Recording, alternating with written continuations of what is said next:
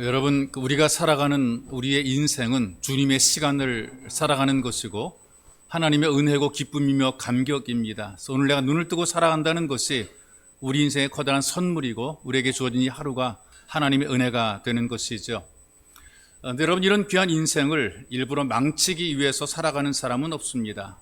누구나 다 잘 살고 싶지요. 누구나 멋진 인생, 성공하고 싶은 그런 삶을 꿈꾸고 살아가는데 자기도 모르게 스스로 인생을 망치는 사람들이 있습니다.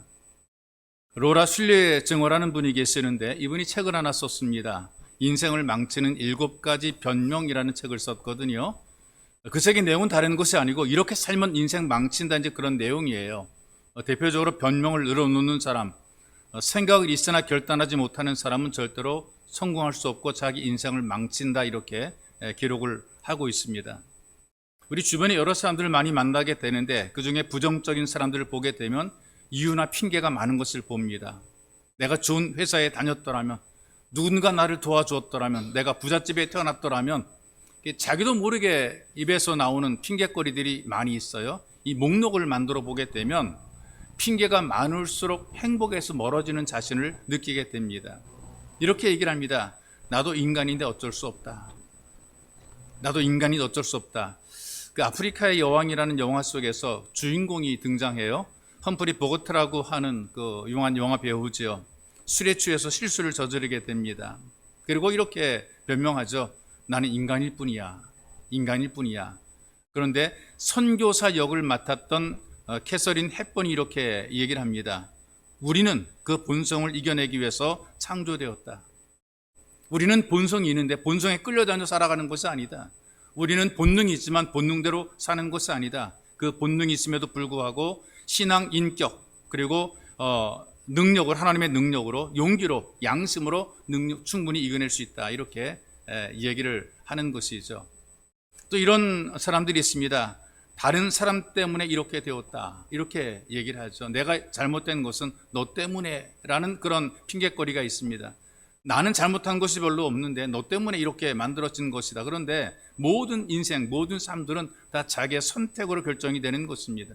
내가 행동하고 내가 말하고 내가 선택하는 그것이 바로 나인 거예요.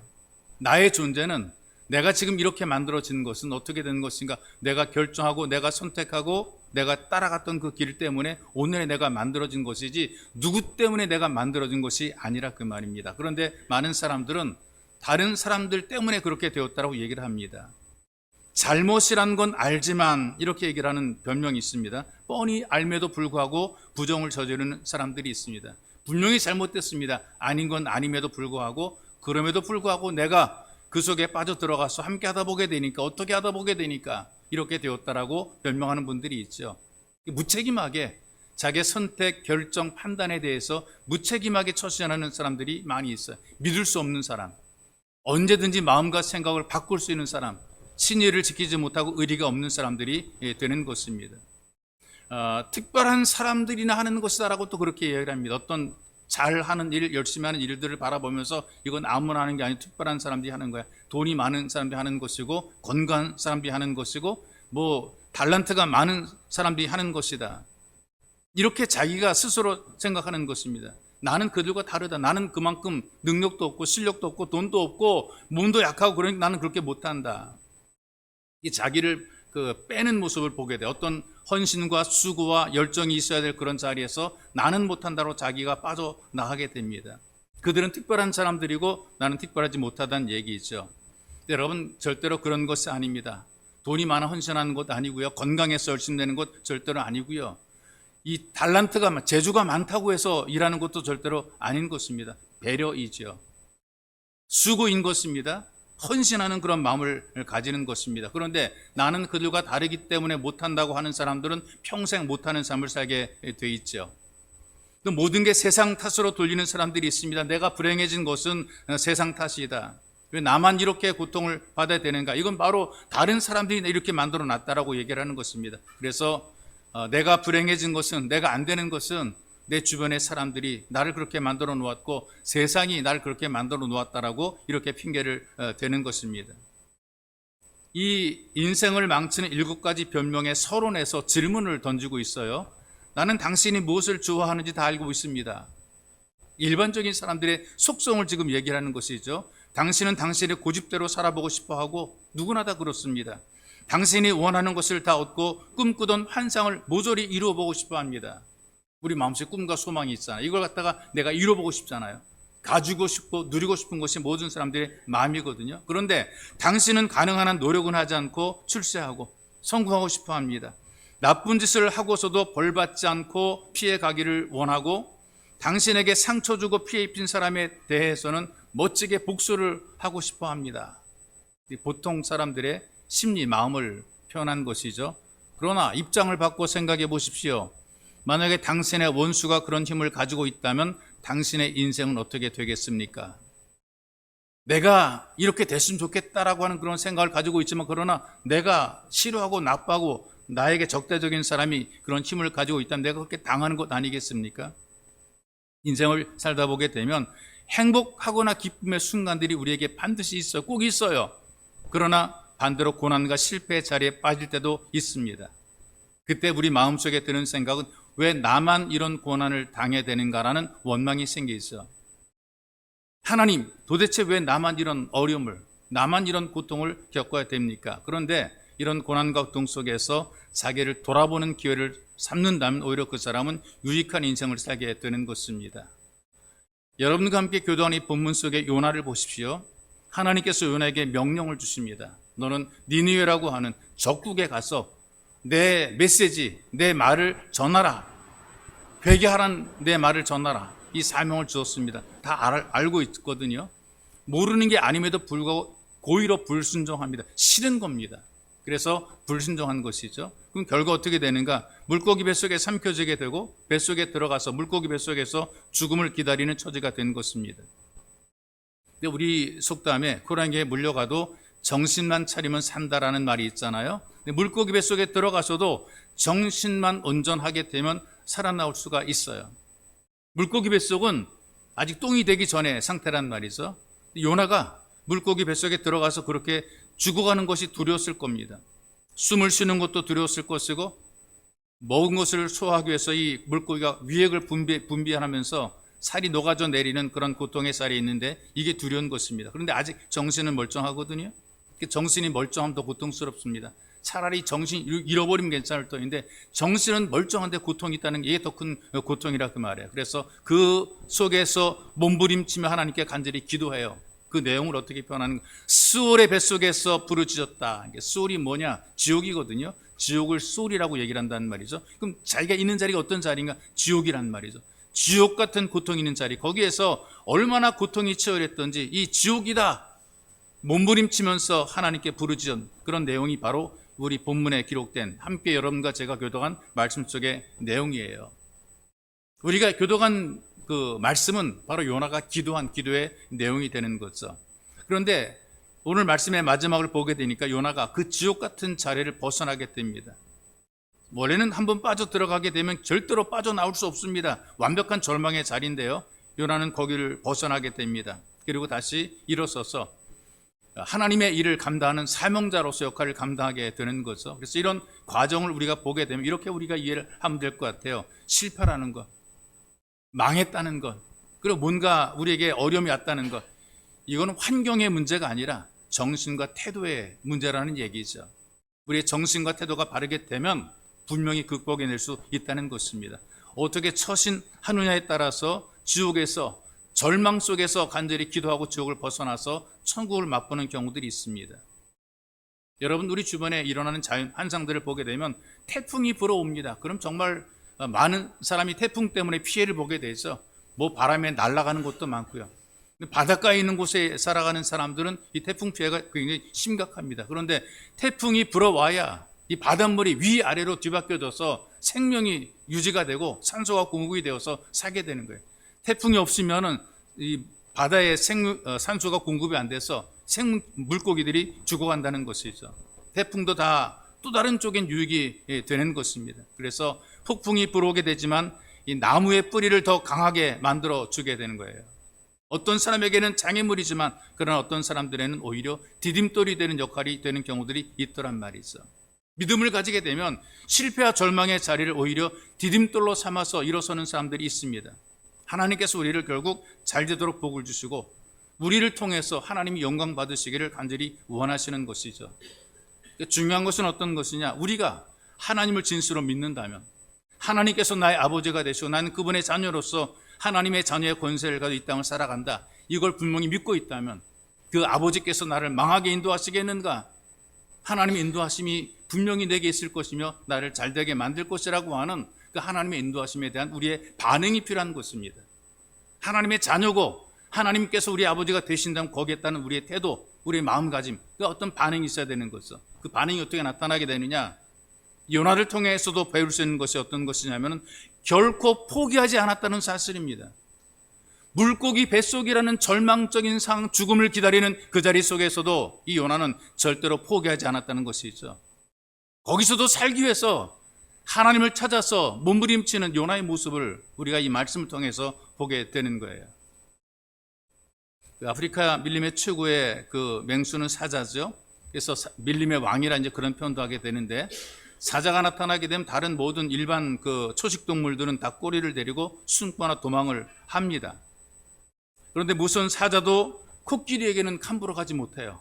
코끼리가 초식 동물인데 함부로 가지 못합니다. 이 긴 코가 부드럽지만 그러나 굉장한 힘을 가지고 있단 말이죠. 사자를 휘감아서 내리치게 되면은 10m, 20m까지 내동댕이 친단 말이죠. 1톤이나 되는 커다란 통나무를 들어 올려서 실어 주기도 하고 옮겨 가기도 합니다.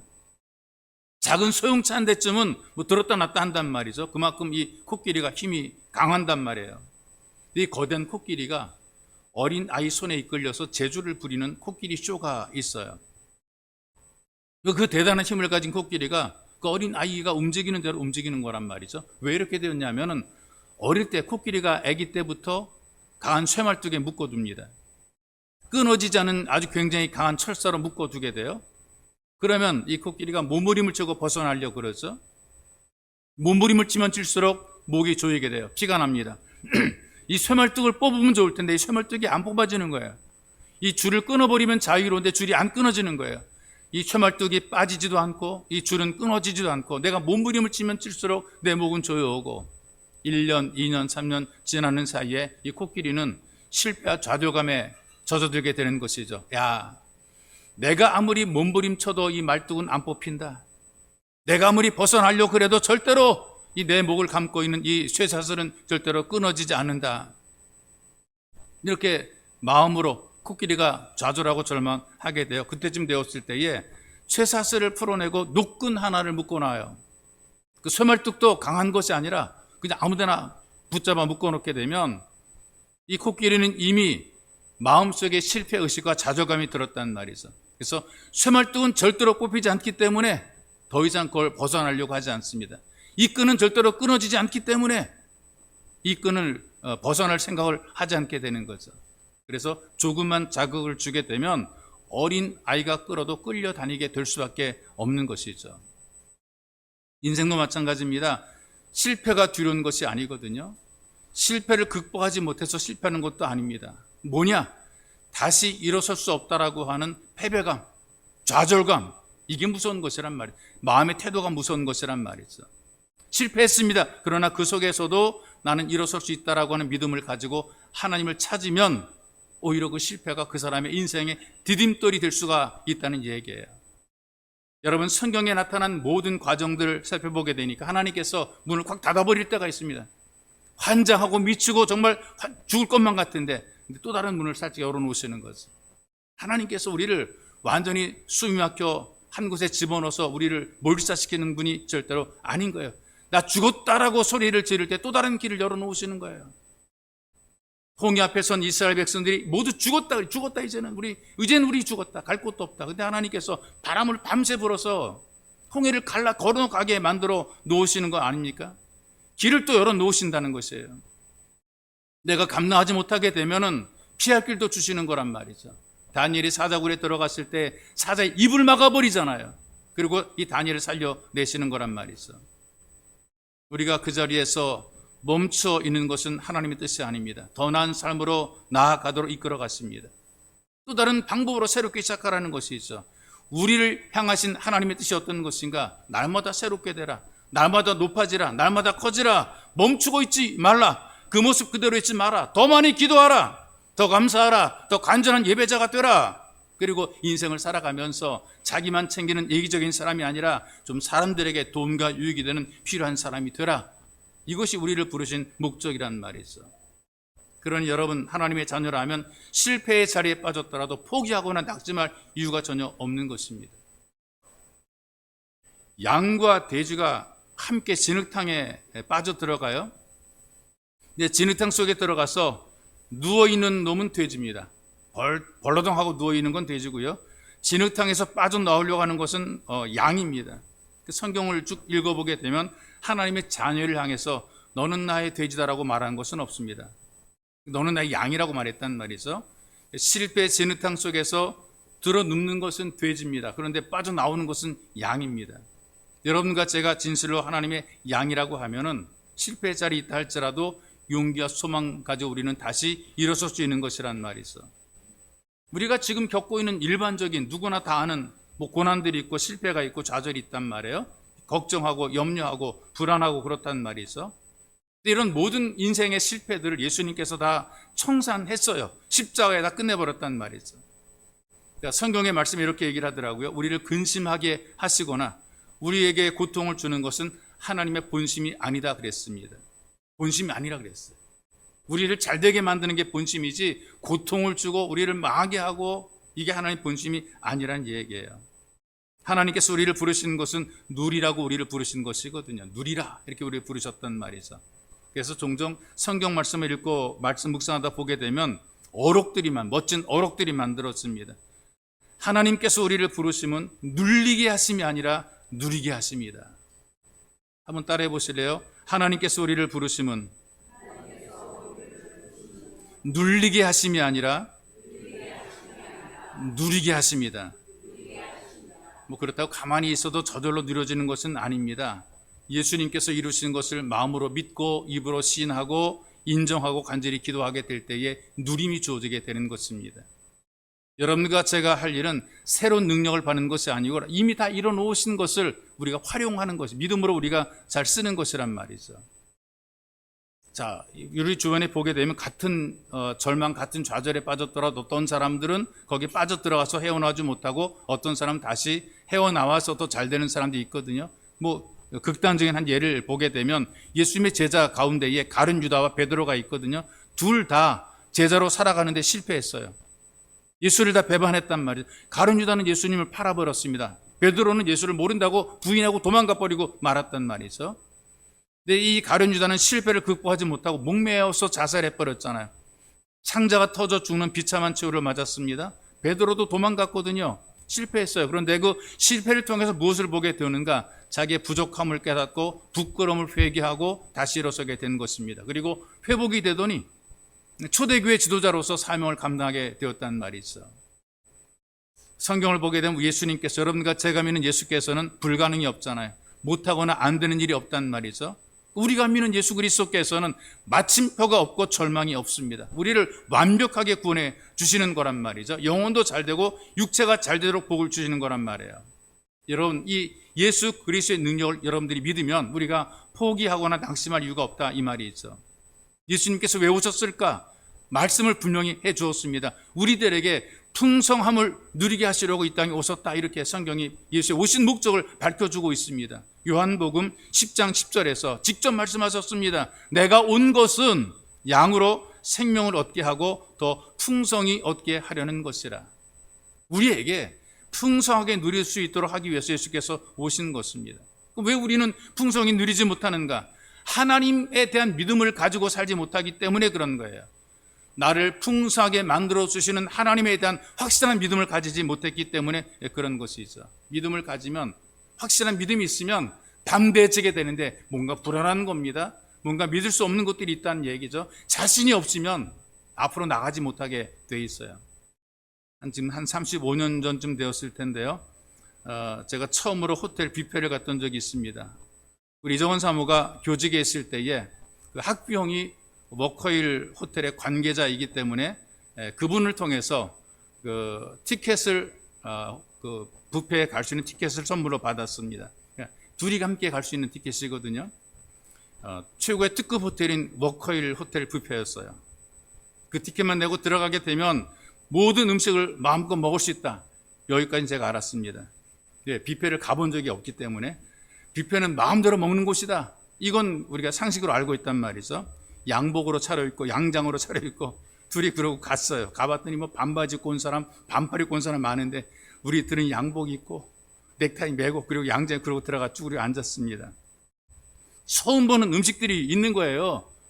먹어는 보고 싶은데 방법을 알아야지. 저 어떻게 먹는 거지? 정말 먹고 싶긴 한데 그런데 방법을 모르는 물어보면 될 텐데 창피하잖아요. 어리버리했습니다. 처음 보는 양고기지만 그래도 양고기는 먹을 것 같아가지고 거기 앉아서 그 많은 음식들이 많은데 종류가 많은 음식 가운데에서 양고기만 먹다가 왔습니다. 세팅이 되어 있는 음식은 마음대로 먹을 수 있는데 조고몬들이 제공해주는 음식은 마음속에 둘 다 똑같았어요. 돈 내는 거 아니야? 서로 쳐다보고 먹으면 안 돼. 얼마인지 모르는 돈을 내야 되니까 불안하고 부담스럽단 말이죠. 그래서 조고몬들이라서 음료를 따라줄 때에 괜찮아요. 커피 드리니까 괜찮아요. 다 그냥 서비스란 말이죠. 바짝 쫄아가지고 아니요 괜찮아요. 커피도 못 마시고 나왔습니다. 이게 첫 번째 저희들이 뷔페 와서 겪었던 에피소드입니다. 얼마든지 누릴 수 있잖아요. 얼마든지 먹을 수 있는 자격이 있거든요. 그런데 불안한 거예요. 돈이 더 들어갈까 불안한 거예요. 쫄아서 물어보지 못하고 포기했거든요. 누릴 수 있는 것도 누리지 못했단 말이 있어. 인생 살면서 이런 경우들이 꽤 있단 말이에요. 자, 지금 이 본문 속의 요나의 모습으로 돌아가 보게 되면 물고기 뱃속에 들어갔거든요. 누구 때문이 아니거든요. 자기 잘못된 선택 때문에 거기 들어간 것입니다. 하나님이 쓰려고 불렀는데 그가 거절했습니다. 얼마든지 멋지게 등장해서 하나님의 사명을 감당할 수 있었는데 스스로 거절했어요. 자기가 눌린 상태로 고난 속에 빠져 들어간 것이란 말이죠. 그런데 그 속에 들어가서도 포기만 하지 않으면 다시 회복이 가능한 거란 말이죠. 하나님께서는 예수님의 피값으로 우리를 하나님의 소유로 너는 내 것이라고 하나님의 소유로 만들었습니다. 여러분과 제가 대단한 사람이 된 이유가 뭐냐? 하나님의 자녀가 되는 신분을 가지고 있으니까 여러분과 제가 대단한 것이란 말이죠. 이 대단한 신분이에요. 하나님의 자녀의 권세를 가지고 살아가기 때문에 현실이 절망적이라도 포기하거나 낙심하지 말아야 됩니다. 이수 가족들은 이 땅에 살아가면서 바울이 고백한 것처럼 고백해야 돼요. 내게 능력 주시는 자 안에서 내가 모든 것을 할 수 있다. 이런 신분의 소유자가 되었다는 말이 있어. 그럼 여러분들이 어떤 자리에 있든지 바짝 정신을 차려야 돼요. 완전히 망한 자리에서도 나는 하나님의 자녀라는 신분을 잊어버리면 안 되는 거예요. 나는 하나님의 자녀야. 곧 죽어도 하나님의 자녀야. 이 신분을 잊어버려서는 안 된다 그 말이 있어. 하나님께서 자녀된 우리를 절대로 포기하거나 버리지 않으십니다. 이 사실을 믿고 여러분들이 하나님을 향한 믿음을 포기하지 말아야 돼요. 그러면 회복의 은혜를 누리게 되어 있습니다. 소망이 되시는 예수를 붙잡고 절대로 포기하지 마시기를 주님의 이름으로 축복합니다. 또 우리의 인생이 아무리 절망적인 환경일지라도 완벽하게 망해버린 환경일지라도 그럼에도 불구하고 기도하라는 얘기입니다. 기도라고 하는 것이 하나님의 능력을 힘입는 통로거든요. 하나님의 능력을 내게로 끌어오는 어떤 펌프 같은 역할을 하게 되어 있습니다. 하나님께서 나를 관리하고 나를 통치하도록 내가 하나님 앞에 내어드리는 것이란 말이에요. 이런 기도를 주 앞에 드리게 되면 하나님께서 우리를 보장하시고 책임져 주시는 거죠. 그러니 여러분 본문의 말씀을 쭉 읽어보십시오. 다 기도입니다. 근데 문제는 뭐냐? 우리가 이런 기도를 못하는 게 문제가 되는 거죠. 어떻게 못하냐? 겸손한 사람들은 이렇게 생각해요. 내가 너무나 예수를 부려먹으면 어떡하냐고. 이거 해달라 저거 해달라 요구가 많으니까 내가 미안해서 못한다라고 생각하기도 합니다. 높으신 분께 이거 해달라 저거 해달라 그러면 예수님도 나도 바쁘고 힘들어서 화낼까 봐 참는다. 이 핑계란 말이죠. 열심히 봉사하기에 바쁜 사람들은 항상 바쁜데 기도할 시간이 어디 있느냐라고 생각을 합니다. 믿음이 좋은 사람도 이렇게 생각하죠. 하나님이 다 하시는데 뭐 날 잡고 장소 정해서 기도하고 다니느냐. 그럴 필요 없지 않냐. 여러분 정말 하나님 마음을 아는 사람, 하나님 말씀을 제대로 들은 사람들은 기도하는 사람입니다. 믿음으로 기도하는 사람들입니다. 하나님과 친밀하게 지내는 사람들은 전부 다 기도하는 사람들이라는 말이 있어요. 그런데 기도하지 못하거나 기도하지 않는 이유가 있거든요. 왜 그럼 기도하지 않고 왜 기도를 못하느냐? 왜 기도를 포기하고 있는가?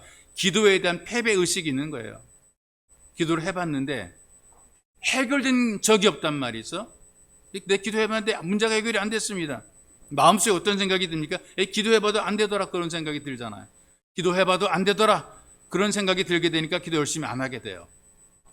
기도해야 된다는 것은 알지만 응답을 기대하지 않으니까 기도가 안 되는 거죠. 기도는 입으로 하면서 속으로는 어떤 생각입니까? 하나님이 안 들어줄 것 같아. 그러면서 기도를 하고 있는 거예요. 이게 무슨 기도가 되겠습니까? 들어주실 것을 믿고 기도해야지 안 들어줄 것 같은 기도를 하고 있다는 것, 이거 온전한 기도가 아닌 것이고 습관적인 기도가 되는 것이란 말이 있어. 그래서 어제까지 응답이 없고 조금 전까지 응답이 없어도 하나님 믿으시면 지금 오늘 기도하는 것입니다.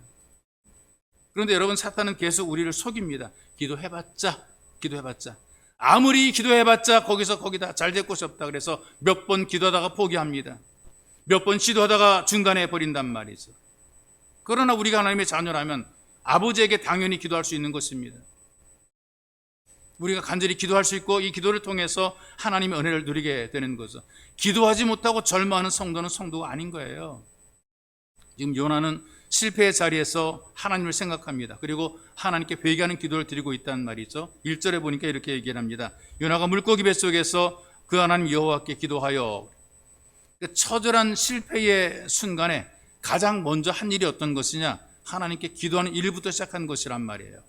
하나님 등지고 도망갔단 말이에요. 지금까지는 하나님과 관계없이 멀어진 것입니다. 아주 멀리 떨어졌단 말이에요. 반대로 간 것입니다. 그런데 실패의 자리, 자기가 실패 자리에서 비로소 고개를 들어서 하나님을 바라보기 시작한 것이죠. 여러분, 하나님께서는 끊임없이 우리들에게 사랑한다라고 선포를 하십니다. 우리를 사랑하신다라고 말씀하시고요. 그 사랑 때문에 커다란 물고기를 준비를 하신 거죠. 그리고 때로는 그 커다란 물고기 뱃속으로 여러분 멀리 가 있는 말씀을 불순종하는 여러분들을 그 속에 집어넣을 수가 있습니다. 우리는 이것을 고난이라고 얘기를 합니다. 실패라고 얘기를 하게 됩니다. 마음은 상하고 몸은 괴롭게 되고 사는 게 지겨워지게 되는 것이죠. 그런데 이 고난의 시간, 실패의 순간들이 하나님을 기억하는 기회가 될 수 있다는 얘기예요. 2절에 그렇게 얘기를 합니다. 내가 받는 고난을 인하여 여호와께 불러 아뢰었더니 이랬습니다. 자기가 받는 고난 때문에 기도한 것이고 그 고난 때문에 기도했더니 하나님께서 내게 응답하셨고 수월의 뱃속에서 부르짖었더니 주께서 음성을 들으셨다, 이렇게 얘기를 하지 않습니까? 또 그 전에 안 하던 기도를 지금 다시 시작한 것입니다. 물 위에 있을 때는 기도하지 않았어요? 근데 깊은 물 속에 들어가서 지금 기도를 진행하고 있단 말이죠. 물고기 뱃속에 들어가서 죽음을 앞에 두고 간절히 기도하는 것입니다. 하나님께서 그 기도를 들으신 것이죠. 들으실 것을 믿고 기도한 것입니다. 지금도 물고기 뱃속에 들어가지 않고서는 회개하지 않고 기도하지 못하는 사람들이 꽤 많이 있더라고요. 편안하기 때문에, 문제 없기 때문에 기도하지 않고 하나님과 멀리 떨어져 살아가기도 합니다. 모든 게 잘 돼요. 손대는 것마다 잘 되고 뭐 좋은 일이 계속 일어나고 이렇게 잘 되기 때문에 뭐 하나님에 대한 간절함이 없어지게 되죠. 나태하게 살아가면 예배자로서의 간절함이 없어요. 그래서 때로는 어려움을 당하고 실패 때문에 고민하고 뭐 남 모르는 속상함이 있기 때문에 그래서 기도해야 되는데 그래도 기도하지 않는 사람이 있더라고요. 하나님께서는 여전히 그들을 사랑하셔서 하나님 믿고 기도하도록 점점 깊은 곳으로 몰아가시는 것을 보게 됩니다. 요나를 보시게 되면 점점 아래로 내려갑니다. 육지에 있다가 배 위로 갑니다. 거기서도 기도하지 않았거든요. 배 아래로 내려갑니다. 그 배 제일 밑창에 선창에 내려가서 잠잤다 그랬거든요. 거기서도 기도하지 않았거든요. 배 밑창보다 더 깊은 바닷속에 던져질 때도 기도하지 않았습니다.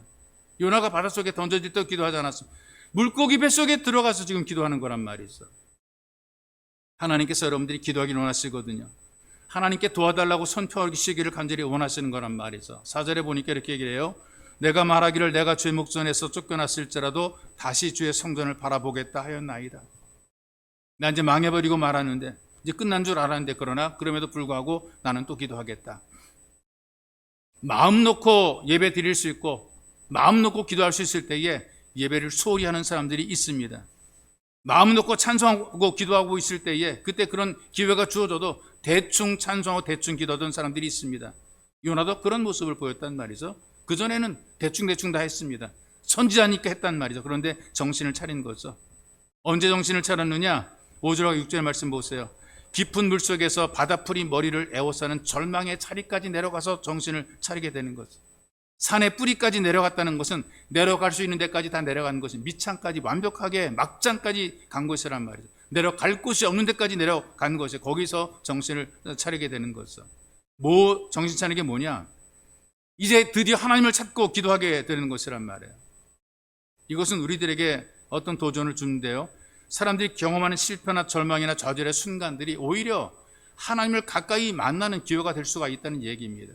그리고 이건 하나님의 신호일 수 있다는 얘기죠. 실패라든가 절망의 순간은 하나님을 더 가까이 하라는 신호라는 얘기죠. 신호. 어떤 시험을 당한다 할지라도 시험 문제를 출제하신 분은 하나님입니다. 그 문제 해답은 하나님께서 가지고 있다는 말이죠. 그래서 우리는 우리들의 문제 앞에 해답을 알지 못해 고민해요. 그런데 하나님께서는 다 아시는 거란 말이죠. 내가 모르니까 천지사방 다 다녀보는데 정답이 없어요. 하나님께는 정답이 있단 말이죠. 정답을 갖고 있는 하나님께 나와야 문제가 풀어지게 되어 있습니다. 그런 여러분, 대부분 실패의 순간은 하나님을 가까이 하라는 사인입니다. 하나님을 가까이 경험하게 되면 실패도 하나님께서 나를 부르시는 사랑에 손길었다는 사실을 깨닫게 되는 거죠.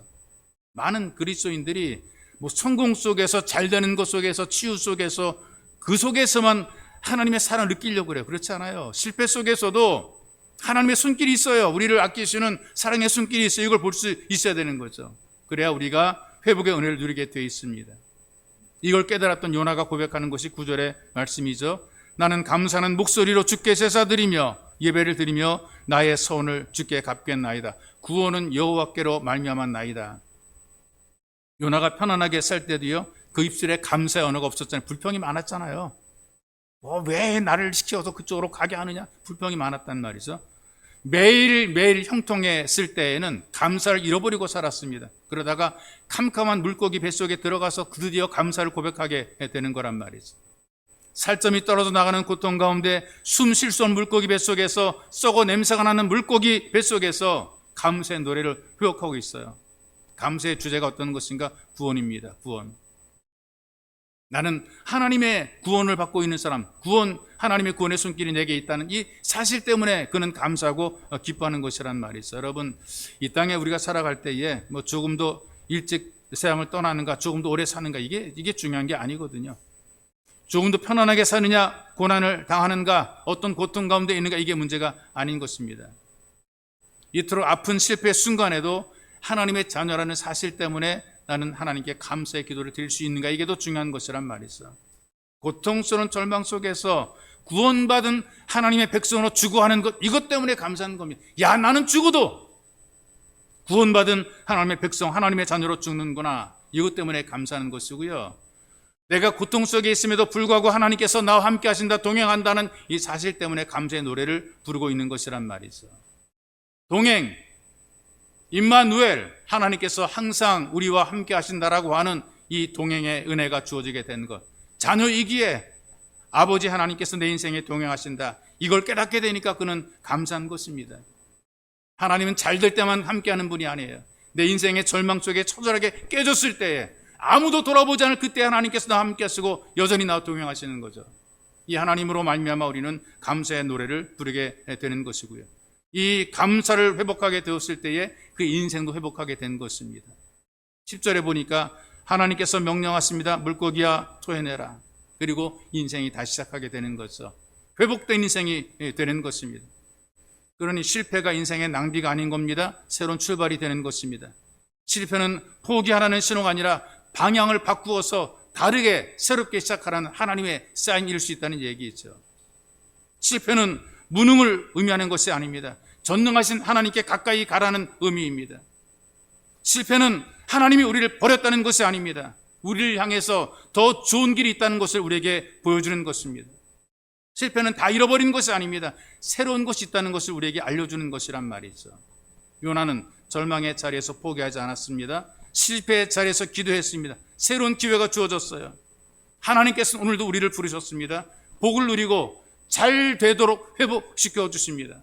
그러니 여러분도 절대로 포기하지 마십시오. 그리고 계속 기도함으로 이미 주어진 회복의 은혜를 마음껏 누리시는 복이 있는 예배자가 되시기를 예수님의 이름으로 축복합니다. 네, 기도합시다. 살라고 하신 이 삶의 자리를 주님 열심히 살겠습니다. 내가 하나님 살라고 하신 이 삶의 자리에서 내 인생 내 사명 다할 때까지 최선을 다해 열심히 살겠습니다. 내게 주어진 사명을 결코 포기하지 않겠습니다. 하나님, 내게 주어진 달란트를 내려놓지 않겠습니다. 하나든 두 개든 다섯 개든 주님 내게 주어진 것으로 열심히 믿음을 지켜내겠습니다. 나를 도와주옵소서. 아무리 실패와 절망의 자리라고 해도 나에게는 주님의 은혜가 있습니다. 나를 돌보시는 하나님의 손길이 있습니다. 내가 기도합니다. 주님, 나를 도와주옵소서.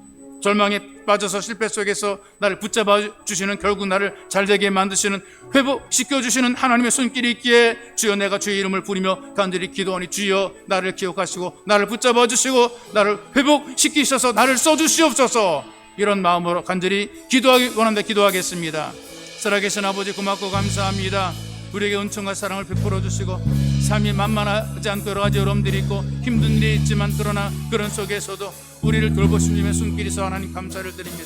우리를 살라고 하신 하나님의 은혜가 있어 내가 사는 삶이 행복이며 내가 사는 삶이 선물이며 내가 사는 삶이 기쁨인 것을 하나님 감사와 영광 올려드립니다. 삶 속에 우여곡절이 있어 때로는 우리가 원하는 대로 이루지 못할 수가 있고 내가 기대한 대로 되지 않을 수 있으며 길이 굽어지게 되고 고민과 슬픔과 상처 많은 삶을 살아갈 수가 있습니다. 그러나 그런 속에 있을지라도 하나님 아버지, 주께서 우리를 살라고 이 땅에 보내셨기에 결코 포기하지 말게 도와주시고 하나님 은혜를 기대하고 바라보면서 하나님 아버지 되시니 하나님 아버지께서 나를 돌보실 것이라, 나를 인도할 것이라 이 믿음을 끝까지 참고 인내하며 견디게 도와주옵소서. 전능하신 하나님 아버지, 결단코 포기하지 않도록 끝까지 도전하도록 다시 일어설 수 있도록 하나님 도와주고 우리 마음과 삶의 태도가 믿음의 삶의 태도가 될 수 있도록 나를 도우신 아버지 하나님 믿고자 하며 믿음의 태도로 살아갈 수 있는 우리를 도와주옵소서. 믿음의 태도로 되면 간구할 때 살아계신 하나님 우리에게 함께 하시니 감사를 드립니다. 우리를 붙잡아 주옵소서. 일으켜 세워주시옵소서. 그 전능하신 주님, 우리가 절망의 자리 속에서 정말로 꾸준히 기도하기 원합니다. 지금까지 기도하지 않았지만 하나님 힘들수록 어려울수록 더 많이 기도하게 도와주옵소서. 실패가 우리의 낙심이 절망이 망하는 것이 잘못된 것이 아니라 또 다른 길이 있음을 알게 만들어 주옵소서. 감당할 수 있는 시험만 주신다고 말씀하신 주님, 우리가 주의 은혜를 믿고 일어서기 원합니다. 믿음으로 살기 원합니다. 우리를 채우신 제 손길을 하나님 기대하기 원합니다. 하나님 처진 질병 속에서도 믿음으로 감사하며 기도하며 고백할 때 우리를 일으켜 세워줄 줄 믿습니다.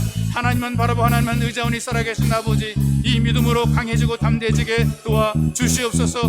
할일하게 붙잡아 축복해 주옵소서. 문제를 풀어가게 만들어 주옵소서. 기도가 포기되는 일이 없도록 하나님 도와주시옵소서.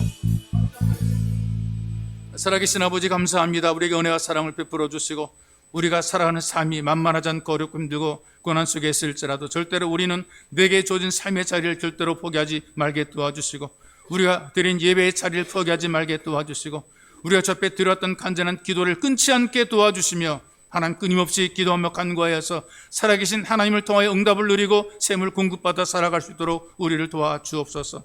하나님과 점점 가까워지는 삶, 은혜를 체험하는 삶, 누리는 삶이 되기를 간절히 원합니다. 주님, 우리를 누르시는 것이 아니라 우리에게 누리라고 말씀했사오니 말씀하신 것처럼 주님이 준 만복을 누리며 살아가는 복된 삶이 될 수 있도록 은총을 베풀어 주옵소서. 지금 당장 힘들고 어렵고 고난 속에 있다 할지라도 마음의 태도부터 바꾸기 원합니다. 믿음의 태도가 되게 도와주옵소서. 하나님 아버지 되시고 난 자녀로서 이 땅을 멋지게 살아가리라. 하나님 마음속에 강하고 담대한 욕망, 담대한 열정을 우리에게 부어주시고 이 믿음을 지켜낼 수 있도록 하나님 도와주옵소서. 믿음대로 살아갈 때 믿음대로 되어지는 기적을 누리기 원합니다. 연약한 육체도 약한 마음도 치유가 회복되게 만들어주시고 우리가 일하는 그 모든 일들도 풀어지도록 주님께서 은총을 덧입혀 주옵소서. 보배로 우신 예수님의 이름으로 기도하옵나이다. 아멘.